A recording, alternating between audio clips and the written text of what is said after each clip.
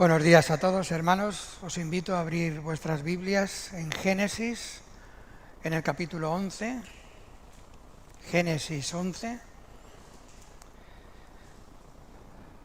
y vamos a leer de los versículos 1 al 9.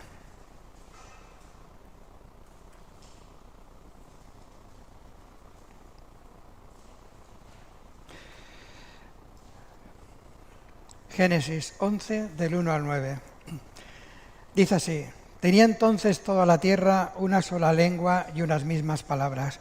Y aconteció que cuando salieron de oriente, hallaron una llanura en la tierra de Sinar y se establecieron allí. Y se dijeron unos a otros: vamos, hagamos ladrillo y cozámoslo con fuego. Y les sirvió el ladrillo en lugar de piedra y el asfalto en lugar de mezcla.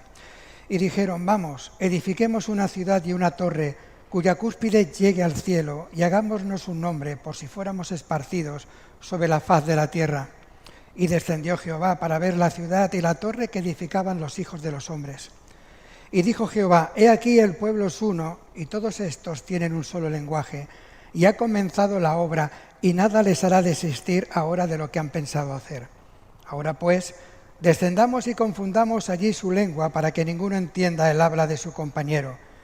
Así los esparció Jehová desde allí sobre la faz de toda la tierra, y dejaron de edificar la ciudad. Por esto fue llamado el nombre de ella Babel, porque allí confundió Jehová el lenguaje de toda la tierra, y desde allí los esparció sobre la faz de toda la tierra. Dios dio un mandato a Adán y Eva: multiplicaos y llenad la tierra. Más tarde vemos cómo Caín asesinó a su hermano Abel, y cómo de la descendencia de Caín se produjo una sociedad que solo buscaba el mal, y como consecuencia de ello Dios mandó un diluvio que acabó con todos, menos con 8 personas. Al salir del arca volvía todo a estar vacío, y Dios les da la misma orden que en su día le dio a Adán y Eva: esparcíos por la tierra. La meta sigue siendo la misma tras muchísimos años perdidos por culpa de la maldad del hombre.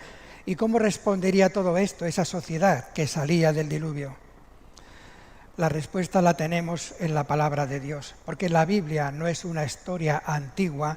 La Biblia es una historia que muestra que el hombre es el mismo ayer, hoy y que siempre: pecador, arrogante, orgulloso y enemigo de Dios. La Biblia nos dice que Babel significa confusión, y ese es el resultado que se proyecta cuando éste aparta de su corazón de Dios para fabricar su propia religión basado en sí mismo. No tenemos la torre de Babel hoy en nuestros días, pero sí que tenemos el espíritu de sus constructores. Un espíritu que se manifiesta en aquellos hombres y mujeres que rechazan el Evangelio de Cristo, porque al parecer tienen un proyecto mejor en su vida sin Dios. Pues vamos a orar. Señor nuestro Dios, te damos las gracias, Señor, esta nueva oportunidad que nos das, Señor, por este nuevo día de vida que nos has regalado, Señor, y que nos permite volver a estar juntos aquí en esta iglesia, Señor, y poder tener el privilegio de haber levantado nuestras voces en adoración a ti, Señor. Y en este día, Señor, te pedimos que podamos salir edificados, Señor, que tu palabra sea verdad, que me des a mí palabras para exponerla, y también que abras el corazón, Señor, del resto de personas que están escuchando, Señor, aquí, o que nos están viendo a través de Zoom, Señor, para que sea de edificación para todos nuestros corazones, Señor. Pues te alabamos y te bendecimos, y lo hacemos en nombre de Jesús. Amén. La dispersión no tuvo lugar hasta que Dios confundió su lenguaje. Hay muchos sermones de la Torre de Babel, yo no sé si alguno de vosotros habrá escuchado algunos, en el cual el expositor, de a lo mejor 40 minutos que expone la palabra, 20 minutos se las pega hablando de los lenguajes, de la aparición de los idiomas, o de la aparición de las naciones, cuando eso no tiene ninguna importancia. ¿Qué importancia tienen los idiomas en sí en este mensaje que Dios da al hombre? Basar un sermón en los idiomas o en la aparición de las naciones es perder de vista lo que realmente importa. No sabemos si fueron cientos o fueron miles de idiomas los que Dios creó en ese momento. En realidad a Dios solo le faltaba crear 2 o 3 idiomas nada más para confundir. Porque cuando se dispersaron, ¿cómo lo hicieron? porque no se entendían, ¿verdad? Pero todos los de Sem se fueron juntos. Todos los de Cam se fueron juntos y los de Jafet se fueron juntos. Es decir, que se entendían todos los de la misma tribu, pero no se entendían entre distintas tribus. Todos los de Sem se fueron juntos, es decir, que se entendían entre ellos. La rama de Sem, llamado semítica, ocupó la parte de Asiria y fue de donde salieron los patriarcas. De Cam, la rama camítica, se dispersaron por África y Arabia, y la rama jafética por Asia Menor y por Europa. Nosotros venimos de Jafet. No podían entenderse entre tribus, como decía antes, pero sí entre componentes de la misma tribu.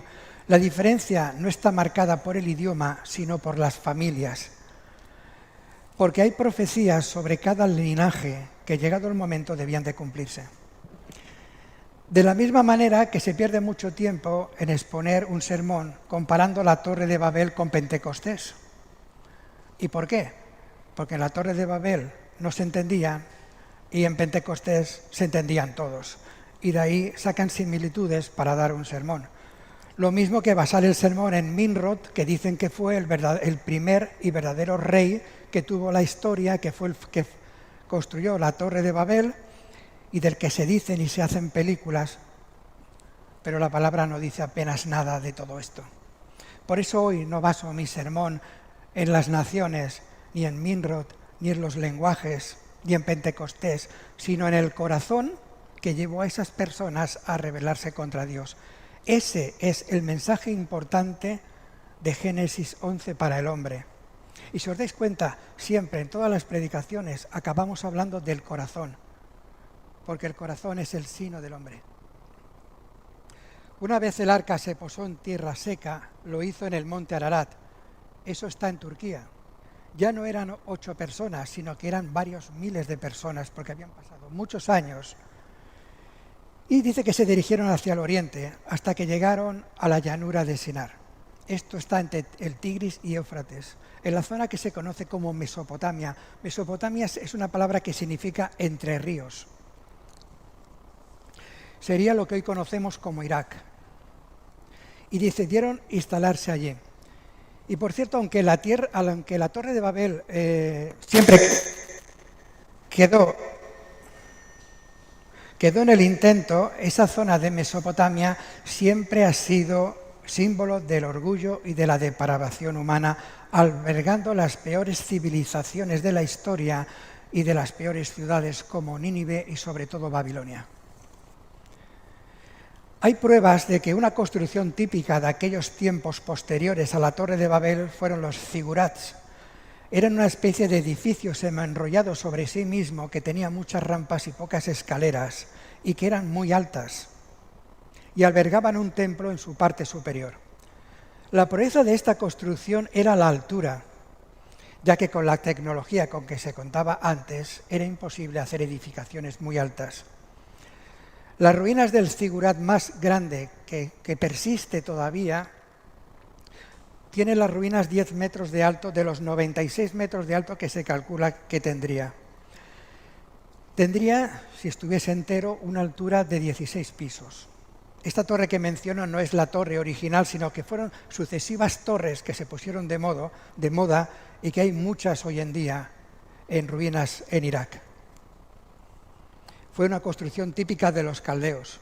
Heródoto, un prestigioso historiador, que también se le llama el padre de la historia, cuenta en sus escritos que en su visita a Babilonia, él llegó a ver las ruinas originales de lo que fue la Torre de Babel y dice que quedó impresionado al verlas. ¿Cómo se hizo? Bueno, intervino el ladrillo y además la brea, un salto tecnológico muy importante. Pensad que muchos centenares de años después, los egipcios mismos continuaban usando barro y agua, lo que es el adobe. Y sin embargo, estos crearon hornos, cocieron ladrillos y utilizaron el alquitrán, la brea, para hacer las edificaciones. Hoy en día existen importantes yacimientos de alquitrán al aire libre, precisamente en esta zona, sobre todo en la zona de Sodoma. y el alquitrán, proporcionaba un mejor aislante, un mejor agarre, flexibilidad y duración. ¿Y cuáles fueron los motivos? Y aquí es donde realmente ya entramos en la parte importante. Unos dicen que fue para demostrar a Dios que podían hacer grandes cosas sin necesidad de Él. Aunque, bueno, digamos que era un desafío a Dios. Hace poco vi una película también de la Torre de Babel en el cual a medida que edificaban, los arqueros tiraban flechas al cielo con intención de matar a Dios. Pero esto la palabra no dice absolutamente nada. Y otros dicen que usaron ladrillos y la brea para prevenir si Dios mandaba otro diluvio. Pero esto carece de lógica, porque si el motivo principal de construir la Torre de Babel hubiera sido el prevenirse para otro diluvio, lo hubieran fabricado en la cima de una montaña, no en una llanura. Y Dios no se opuso a la construcción de la Torre de Babel porque era muy alta o porque era muy baja o porque el diseño no acabó de convencerle. Vemos que, aunque era alta, no es nada comparable con las alturas que hay hoy en día, ¿verdad? Y dice también la palabra que eran creativos, trabajaban como un solo hombre, codo a codo, y esas cosas están muy bien. Entonces, como hemos dicho antes, ¿dónde está el verdadero problema?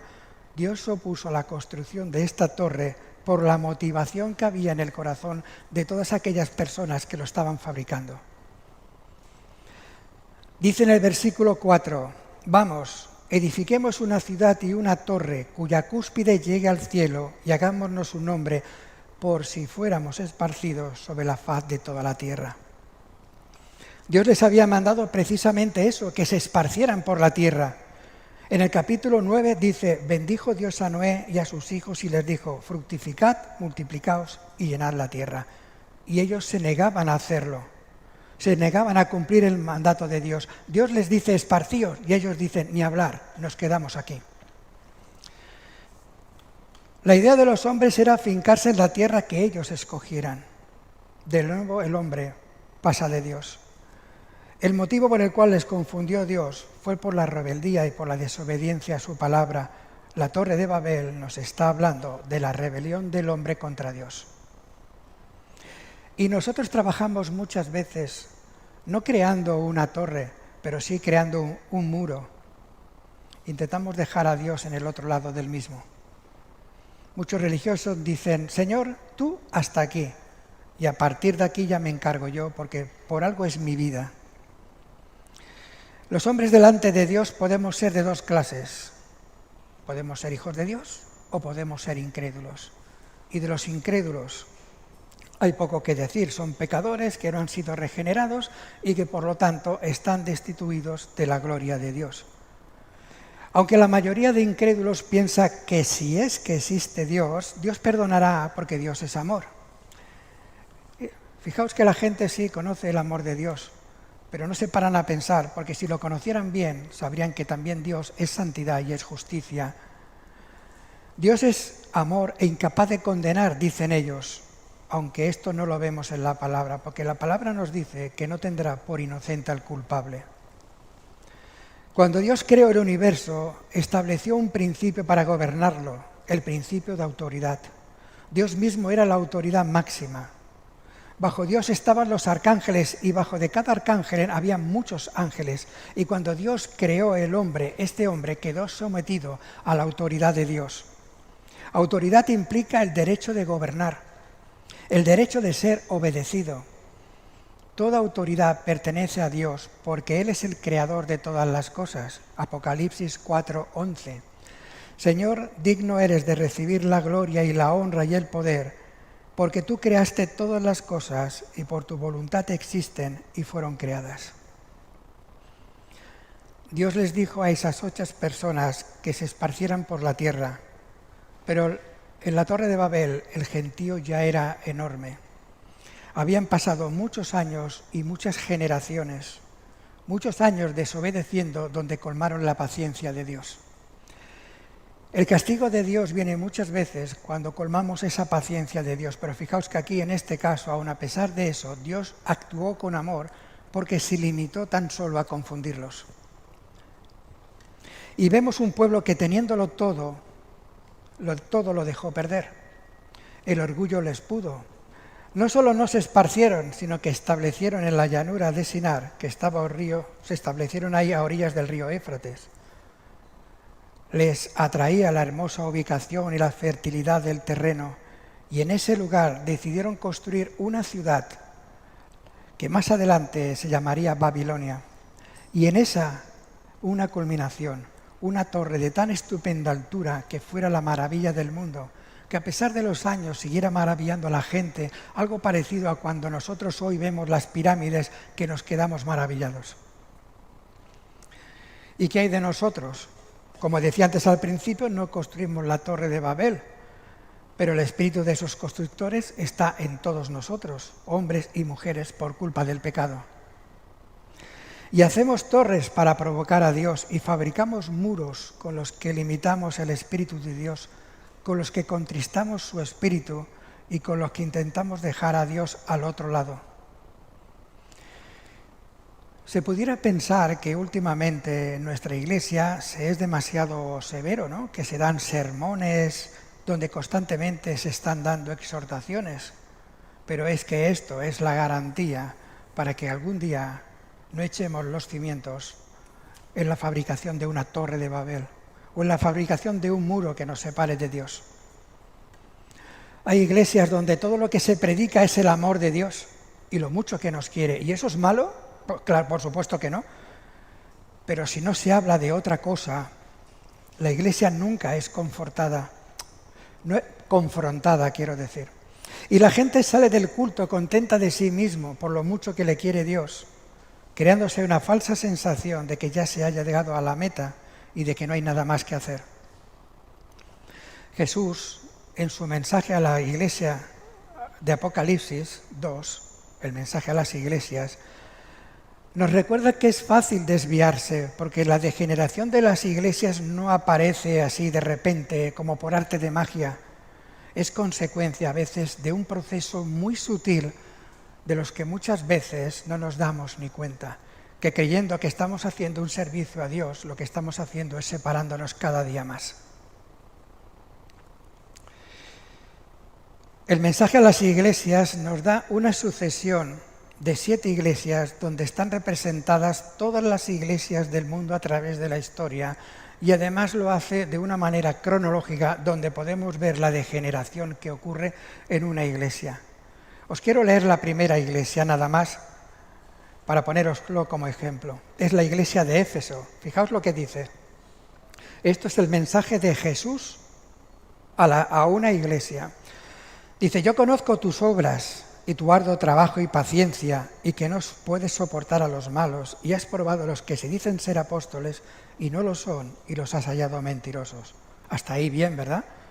Y sigue diciendo: has sufrido, has tenido paciencia, has trabajado arduamente por amor a mi nombre y no has desmayado. Caray, qué piropos, ¿no? Ojalá no lo pudiera decir el Señor esto. Pero el versículo no acaba ahí, hay un pero. El pero es una palabra fantástica porque es capaz de cambiarte el sentido de todo lo que se ha dicho anteriormente.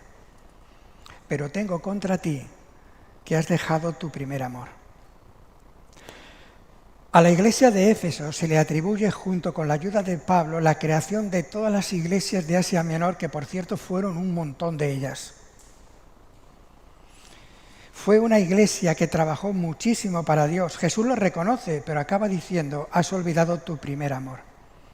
Aquella iglesia acabó haciendo cosas olvidándose del por qué y para quién las hacía. A Dios lo habían desplazado. Y acaba con la última iglesia de las 7, con la Odisea. Esa es la iglesia tibia, esa es la iglesia que nos representa hoy en día actualmente a las iglesias actuales. Es la iglesia que dice Dios que le repugna hasta el punto de que nos vomitará de su boca. La Odisea es la peor de todas las iglesias, porque no solo han abandonado su primer amor, sino que ya lo han sacado fuera de la iglesia. Y recordar que estamos hablando no de incrédulos, estamos hablando de iglesias, de creyentes. Y esto está puesto ahí para nuestro ejemplo. La degeneración en las iglesias empieza cuando empezamos a olvidar nuestro primer amor. Y el espíritu de los constructores de Babel es: no necesito a Dios. Yo puedo construir mi propia religión y ser mi propio Dios. Pablo nos dice en 2 de Timoteo 4:7, he guardado la fe, he peleado la batalla y he corrido la carrera. Y muchas veces nosotros, como decíamos, lo hacemos detrás de un muro que nos hemos fabricado y vivimos contentos y tranquilos creyendo que todo está correcto. Si observamos el versículo, todas las frases son frases empezadas y acabadas. He peleado, he guardado, he corrido. Y seamos sinceros, ¿podemos decir nosotros lo mismo? He guardado la fe, he corrido la carrera, he peleado la buena batalla. Yo reconozco que me quedo muy corto. Cuando nos convertimos al Señor empezamos una carrera, ¿verdad? Pero todos venimos de hacer otra carrera y de hacerla por el camino ancho, donde cada uno corría como quería, donde nada nos agobiaba, sobre todo no estábamos sujetos a nada ni a nadie, ni debíamos rendir cuentas absolutamente a nadie. Prácticamente hacíamos lo que queríamos. Lo dice Pablo, he acabado la carrera, no es cualquier carrera, es una carrera por el camino estrecho. Y empezamos nuestra carrera, ¿verdad?, de recién convertidos. Qué gozo, qué alegría. Parecido como cuando salió Israel de Egipto de manos de Moisés, que abandonaban Egipto y dejaban la esclavitud. Todo era alegría, gozo, entusiasmo, pero no pasó mucho tiempo que poco a poco el entusiasmo se fue enfriando, hasta el punto de desear volver a la esclavitud de donde Dios les había sacado. O como cuando entraron en la tierra prometida, por fin recibían lo prometido de parte de Dios y recibían la tierra, momentos también de gran alegría, pero con el tiempo vemos, y no demasiado tiempo después, vemos que perdieron todo el entusiasmo y se rebelaron contra Él. Es bastante estrecho el camino, como os decía. Empezamos con muchas ganas nuestra peregrinación hasta hacia nuestro río Jordán. Y lo hacemos a paso rápido, con mucha ilusión. En esa carrera vemos a otras personas que se suponen que aman a Dios, con grandes maletas, sacos y mochilas a cuestas. Y a medida que andamos encontramos personas sentadas, otros duermen y otros van en dirección contraria. Y pasa mucho tiempo. Y con el tiempo he acabado yo mismo con el entusiasmo inicial. He perdido el gozo de sentirme salvo, como le pasó a Israel cuando salió de Egipto. Hace mucho tiempo que aflojé el paso. Soy tan bueno y tan sabio que he empezado a sentirme bien conmigo mismo. El pecado lo tienen los otros, porque no son como yo. Y empiezo a cargarme de cosas como los demás y contra los demás. Y a los pocos años estoy prácticamente arrastrándome con un gran saco a la espalda. Poco a poco he edificado un muro. Ladrillo a ladrillo he construido mi torre de Babel. Me rebelo, empiezo a cuestionarme algunas cosas de la palabra, hasta me atrevo a decirle a Dios en algunas cuestiones que Dios se ha equivocado. Empiezo a contar solo conmigo y al final me quedo solo. El gozo de sentirme salvo, la alegría del principio ya no existe. Al Espíritu Santo lo tengo prisionero y no le dejo que se manifieste. La relación íntima a la que me llama Dios con Él la he convertido en una relación pobre, religiosa e interesada. Y yo también voy cargado con mi saco a las espaldas. Y mi peregrinaje hacia ese río Jordán que debo cruzar se ha reducido solo a unos pocos metros al día. Prácticamente me he parado. Y en algunos casos, como le pasó a Israel, echo de menos las ollas de carne de Egipto. Egipto, en el Nuevo Testamento, simboliza el mundo. ¿Te has sentido identificado con algo de lo que he dicho? Porque esto no aparece sin más. Es un proceso que tiene su enfermedad y que por lo tanto tiene sus síntomas, como la desobediencia. Lógicamente, Dios no nos manda como a Noé y a sus sucesores que nos esparzamos por la tierra sino que nos manda otros mandamientos que debemos de cumplir. La desobediencia a Dios se nota en nuestras actitudes. Cuestionamos a nuestros líderes, no leemos la Biblia con mucha frecuencia, no oramos, no damos gracias a Dios por cada día de vida que nos regala. Asistimos a lugares donde aparentemente las cosas que se dicen parecen buenas, pero que son caminos de muerte. Vamos adaptando poco a poco, sin darnos cuenta, los principios del mundo, que afectan a nuestras acciones y a nuestra propia familia. Desobedecemos cuando no edificamos a nuestras esposas, cuando abandonamos a nuestros hijos al mundo, como muchos cristianos. No, yo no fuerzo a mi hijo, que mi hijo cuando sea grande que decida si quiere seguir a Dios.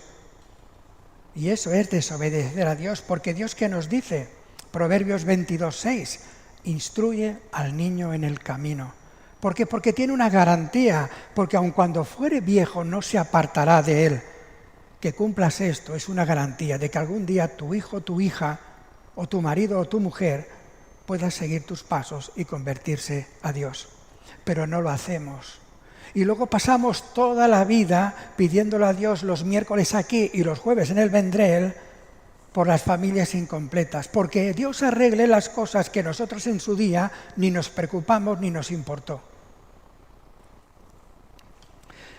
Hermanos, es tiempo de revisar nuestra forma de actuar y de caminar, ya que ni la apariencia ni la tibieza son sinónimos de agradar a Dios. Otro síntoma es la religiosidad. La religiosidad es la falta de compromiso real con Dios. Amor es relación. Y la religiosidad es solamente cumplir unos trámites para quedar satisfechos con nosotros mismos. Y esto es, como decíamos antes, la manera más rápida de perder nuestro primer amor. También está la falta de perdón. Esta es una puerta que usamos con frecuencia para alejarnos de Dios. Se ha escuchado eso de yo perdono pero no olvido, pero eso no es perdonar. Dice Dios que Él arroja nuestros pecados y no se acordará más de ellos, porque Dios los perdona de verdad. El olvidar lo que nos han hecho es sinónimo de decirle a Dios que lo amamos a Él, porque no es fácil perdonar. Es decirle a Dios que Él controla nuestro corazón. Y por supuesto todas nuestras actitudes. Y el primer paso para esto es darse cuenta de todo lo que Dios nos ha perdonado a nosotros. Cuando somos conscientes de lo mucho que hemos sido perdonados, es cuando adquirimos la capacidad de poder perdonar a los demás. Por eso el perdón de Dios tiene un condicionante. Dice el Padre Nuestro, perdona nuestras deudas, así como nosotros perdonamos a nuestros deudores. O en Mateo 6:14, porque si perdonáis a los hombres sus ofensas, os perdonará también a vosotros vuestro Padre Celestial. Y hay más. Otro síntoma sería la altivez, el orgullo, la soberbia, la arrogancia. Todo esto forma la columna vertebral para olvidarnos de Dios. Y también la falta de oración. ¿Qué hay de tu oración particular con Dios? ¿Dedicas tiempo para la oración? Si dices que amas a Dios y no oras, eres hallado mentiroso. Porque ¿cómo no vas a hablar con alguien a quien amas? No tiene lógica que tú tengas una novia y que no le dirijas la palabra. Es un absurdo, ¿verdad? Al orar hablamos de lo que nos pasa. ¿Y qué otra manera hay de encontrar consuelo si no es esta? La oración es el termómetro que indica la salud de nuestra relación con Dios. Y lo peor es que generalmente las personas que no oran son tampoco las que no leen. Con lo cual queda anulado la relación con Dios. Y cuando no hay oración en nuestra vida, nuestra relación empieza solamente a depender de los conocimientos que tenemos de Dios y de la gracia que a pesar de todo nos sostiene. Pero su unción se apaga y la presencia de su Espíritu se aleja. Y algunos se acostumbran a este estilo de vida.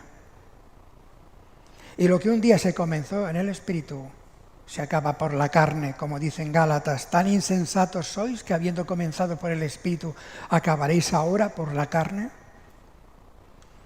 Y algunos acostumbran a ir a las iglesias el domingo solo para calmar sus conciencias y sienten que ya cumplieron con Dios.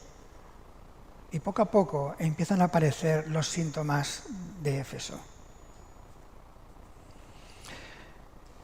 Noé profetizó sobre sus hijos, pero eso no fijó el carácter o el destino de ellos, pero sí reveló cuál sería el resultado que habían escogido individualmente según su propio carácter y conducta. Y Noé predijo la historia de los tres padres de la humanidad. Del linaje de Sem iba a ser el pueblo escogido del pacto de Dios. De él descenderían a Abraham, el pueblo de Israel, y de él vendría Jesús. La descendencia de Cam bajó hasta las formas más degradantes del paganismo. Dios sobrellevó la corrupción de este pueblo hasta que traspasaron los límites de la paciencia de Dios y entonces fueron exterminados por los descendientes de Sem. De la descendencia de Cam tenemos pueblos como los sidonios, jebuseos, amorreos, heveos y gergeseos, que son los pueblos que Israel sacó fuera cuando ocupó la tierra prometida. Y ahí se cumplió la profecía. Y Jafet queda aparentemente al margen. Pero observar que todas las tribus que menciona que forman Jafet son Gomer, Magog, Togarma, Mesec y Tubal, que son las que nombra Dios al final de todos los tiempos en Apocalipsis. Y eso lo dejo ahí. Durante algún tiempo, los descendientes de Noé continuaron habitando juntos en las montañas donde el arca se había detenido. Y a medida que pasó el tiempo, fue creciendo la apostasía. Los rebeldes intentaron crear un solo gobierno humano, apartados de Dios. Pero en sus planes ya estaba, en los planes de Dios ya estaba la figura de Jesús. La palabra de Dios abarca en Génesis periodos que son muy largos, porque es la creación. Imaginaos todo lo que se puede hablar de la creación, de la aparición del pecado, de Caín, de Abel, del diluvio, y sin embargo, la gran parte de Génesis está reservado para un solo hombre y para su descendencia, y hablamos de Abraham. Un hombre que vivía, como hemos dicho antes, en la peor parte de Mesopotamia, en la región de Caldea. Era prácticamente la más idólatra de todas. Y dentro de esa ciudad, de esa región, vivía en Ur. Como una anécdota os diré que leí una vez que en Ur aparecieron por primera vez casas de 2 pisos, que los arqueólogos se quedaron muy sorprendidos. Imaginaos entonces lo que debió ser centenares de años antes una torre que podía medir a partir de 16 pisos de alto.